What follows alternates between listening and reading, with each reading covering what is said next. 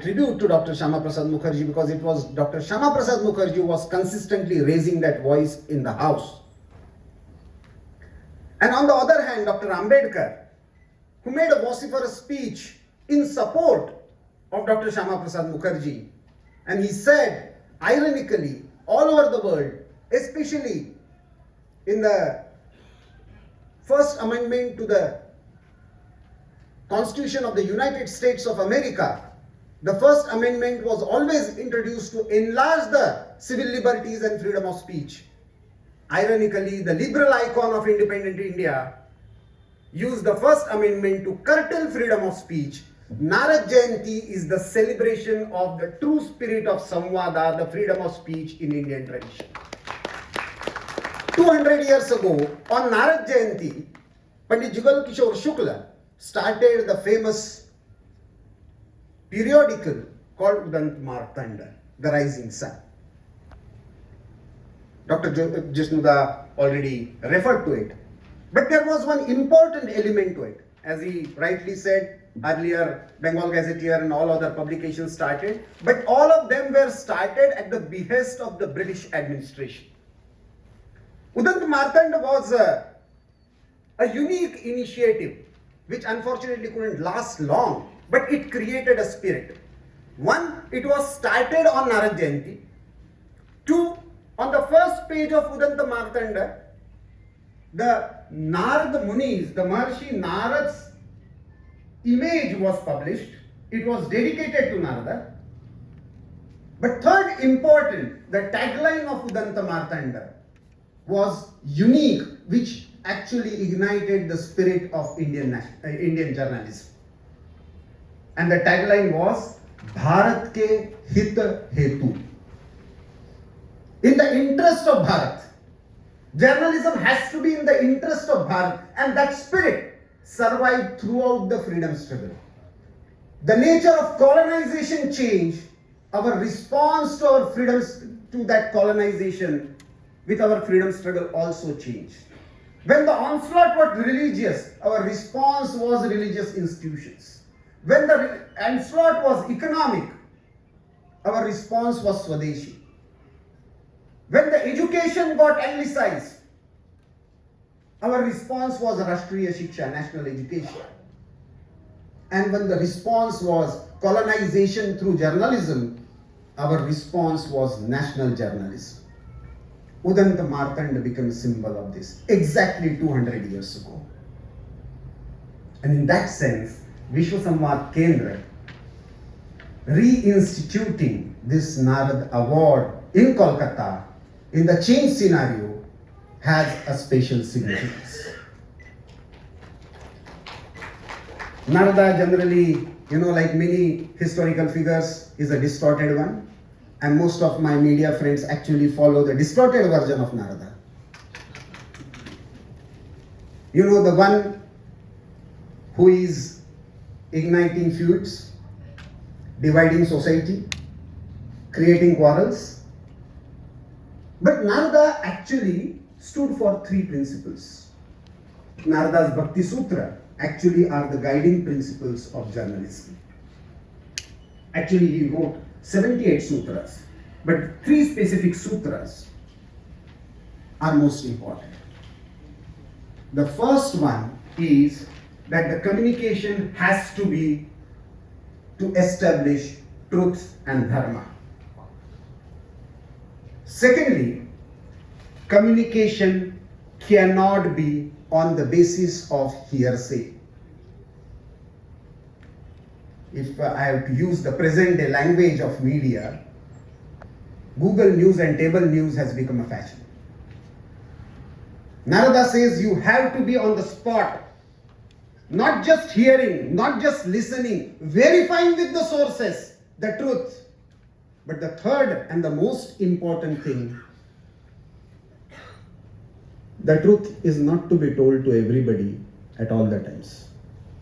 It has to be told responsibly at the right time. Bharat-Pakistan war is going on, Operation Sindoor is going on, and somebody is planting some news, and suddenly some journalists start, how many Rafales are fallen? That is not responsible journalism. You have every right to question the policies of the government. You have every right to investigate the stories. But the ultimate objective, the truth and dharma, should not be forgotten. Today, when the state of West Bengal is undergoing a change, where the true nationalist spirit of Bengal that guided the entire nation during the freedom struggle is finding its roots. The cultural renaissance that we saw, today we proudly sing our national song and national anthem, and nobody in India could ever believe that originally it was written in Bengali. Most of the people believe that it is written in Sanskrit. There is nothing wrong in having pride in our own language. But remember, our identities were never an obstacle to our larger national identity. Unfortunately, due to colonial construct, now we see each other with different prisms which never existed before British arrived. Now, when we have an opportunity in last 78, 79 years, and especially after the adoption and enaction of our constitution, we have attained many milestones. Historically also we have many milestones. There is no other civilization in the world that could have survived this kind of onslaughts, right from the Greeks to the British, and still retain its own original civilizational ethos. There is no single example in the entire world. People generally tell us the history of defeats. Bharat is the story of resilience and survival amidst odds. We need to learn to celebrate it. Similarly, in last 75 years, there are many milestones. Right from our Honorable President today, to many people in state level or local level, we see rising from very humble background. That is the success of Indian democracy. No other country that became independent in 1940s and 50s could survive this kind of vibrant democracy.